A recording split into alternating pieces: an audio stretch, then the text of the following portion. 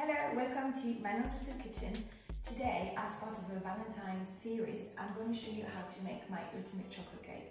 It's literally the chocolate cake that I make all the time.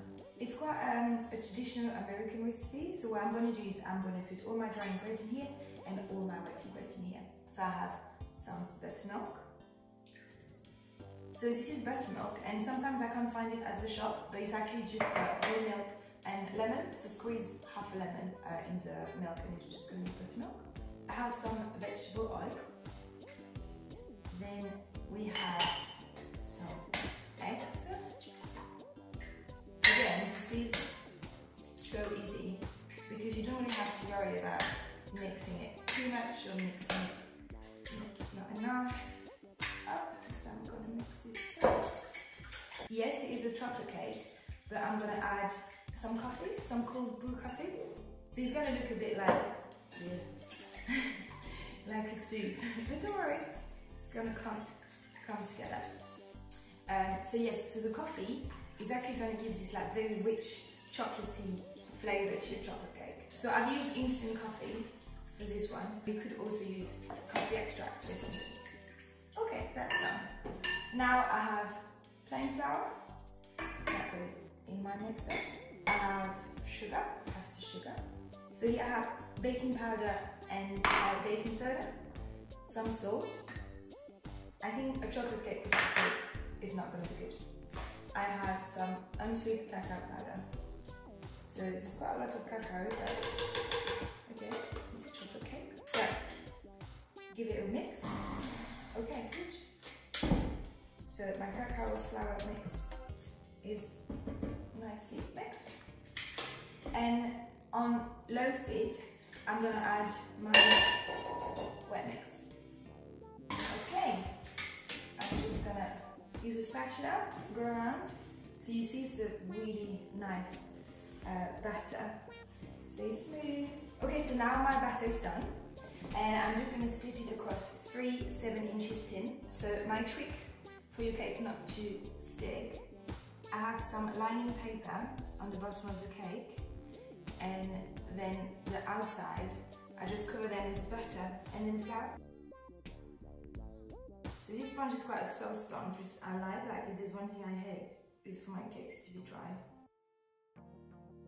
Okay, so one thing I'm going to say is these have to go into the oven right now at 180 degrees for 30 minutes. Okay, so my cakes are out of the oven. I just use a knife to make sure it's not going to stick on the side. You wouldn't want to like break out your sponge. And using a towel, I just turn them on a cooling rack, slowly removing the first part. And then this should also come out quite easy. So this is quite a soft sponge, that's why you need to be quite gentle. Perfect. And the last part is just remove gently the cover, and that's it. So they need to cool for about, I would say, an hour to 2 hours. You really want them to be really cool before you start icing them. Okay, so my sponges are cooling, and now I'm going to show you how to make the perfect Italian buttercream. Italian buttercream is essentially an Italian meringue where you add some butter. So what I'm going to start to do is, so here I have 300 grams of sugar and 100 grams of water, and I'm going to bring it to medium heat. So then the sugar dissolves, and then we're going to bring it to 118 degrees. Okay, so I'm rarely that precise with things, but for Italian meringue buttercream, it actually has to be 118 degrees for the syrup to actually cook your egg whites. So that's how you get the right texture. So I also use this method when I do my macaron. So yeah, so these things cost like £10 and it lasts forever. So that's a good buy. Okay, so my sugar is all dissolved now. I've upped the heat a little bit. I'm gonna add my thermometer, and I'm gonna wait until it's 110 degrees for then starting to mix my egg whites with a pinch of salt. Okay, so now it's reaching 110 degrees. I'm gonna take my 3 egg whites in my bowl with the whisk, a pinch of salt, and we're going to start mixing this on high speed. Okay, so my Italian meringue is done. What I did is I'm going to change the whisk attachment to the paddle attachment. And so again, my meringue is now at room temperature, and we're now going to slowly add the butter. So what I do is I just smash it like this. This takes a while, we slowly just add the butter. Our buttercream is done. Look at this texture. It's like the lightest, buttery, delicious buttercream ever. Okay, so for my decorating, I'm going to keep a little bit of white, then I'm going to color some with red, and then we're going to start icing. Okay, so I'm going to color a little bit in red, just for decoration. So I like to use just natural coloring, and this is actually beetroot.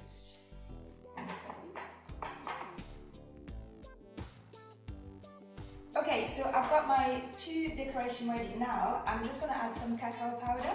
So it's really going to give it a nice chocolatey flavour. And the good thing with Italian buttercream is you can add anything to it to change the taste. So sometimes I add matcha, vanilla, some coffee, or some even like raspberry. So yeah, it's really flexible. Okay, so this is when the fun starts. So my sponges are all cold. I've put my icing into a piping bag, and I'm going to show you how I ice my cakes. So I'm going to take my first sponge. I put my buttercream into a piping bag, and you just fill it half. And essentially, I'm just going to come around.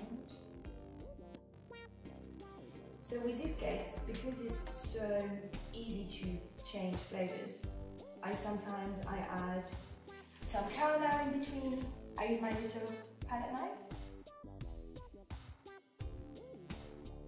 So my sponge actually adds it's okay. So try to put it to align it so you don't have to play around too much. After. So this, you don't have to be precise because it doesn't really matter. And then final one on top. So this makes quite a big cake. Very good. So now it's time to ice all around. So I have a tiny bit more buttercream, but I always start with the top. So I'm going to do a naked cake style. I actually like to see the side of the cake. I think it's a bit more natural. And there's less buttercream, because I feel like sometimes it's like too much buttercream. So I think like that is always whatever. Okay, so now I'm going to start with the side. So because it's quite a light sponge, I start on the corner of the sponges. This is where you can get quite a lot of crumbles coming out. Doesn't really have to be precise. Now, using our little magic wand, I'm going to smooth over all of the sides. I think using a piping bag makes it so easier for you to ice your cake because it's not messy. You can control the amount of buttercream you put around. Yeah, for first time, I would definitely think that's a tip that I've learned. Okay, so now it's evenly distributed. I'm going to use a cake scraper to go around the side, and whichever is extra, you just clean it around the bowl, and you just slowly go around. So with the extra buttercream that you have, just add some more on top. So you know that's why I didn't add too much at the beginning, because I knew I would have more, and I'm going to show you how you get a straight top. So because you want straight edges, we're going to add a bit more on the side, and then we're going to come and scrape it again. This is going to be good. Perfect. First thing is, you go around again, you put the edge back on top, and do the same. Scrape. So you can see how it's just lifting up what we've just added on top. And now, with a clean edge, I'm going to come here and push it inside.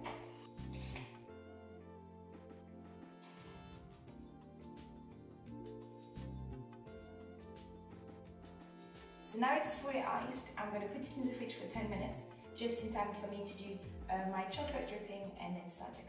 Okay, so my cake has been in the fridge for 20 minutes. I've melted some dark chocolate and put it in a piping bag. And now I'm going to show you how I pipe around. So what I do is I count.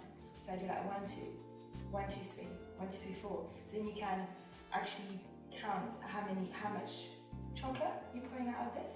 1, 2, 3, 1, 2, 1, 2, 3, 4, 1, 2, 1, 2, 3, 4, 5, 1,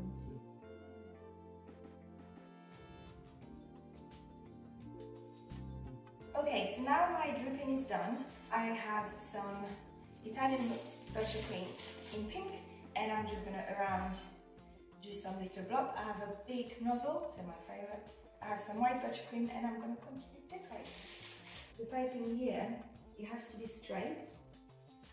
Oh, so you see? Blob. Okay. And now, so with these little white ones, I'm just gonna add some little blob on the side. So you have to work around it, so don't worry. You know, at first you feel like, oh, that looks funny. But then when everything comes together, it just works. And again, I think with decorating, to me, is more like, you just find your style, and I think the more you think about it, less good it's gonna be. I have some little dried strawberries that I'm gonna add on the little white one. What I like to do with this one, because my chocolate is still a bit melty, is I add some on my drippings.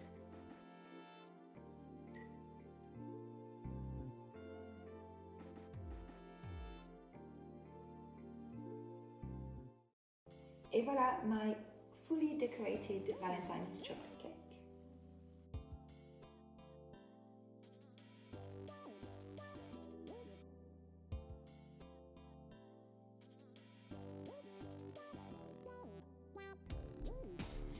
Thank you so much for watching. Don't forget, subscribe, like, bisous!